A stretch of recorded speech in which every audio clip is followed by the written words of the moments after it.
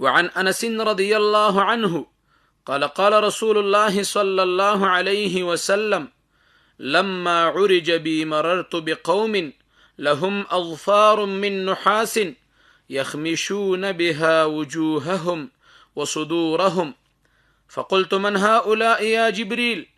قال هؤلاء الذين يأكلون لحوم الناس ويقعون في أعراضهم.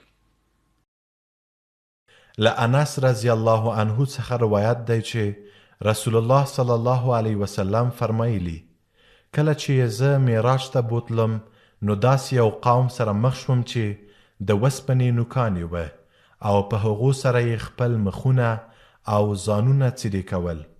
د جبرائیل څخه مې وپوښتل دا څوک دي؟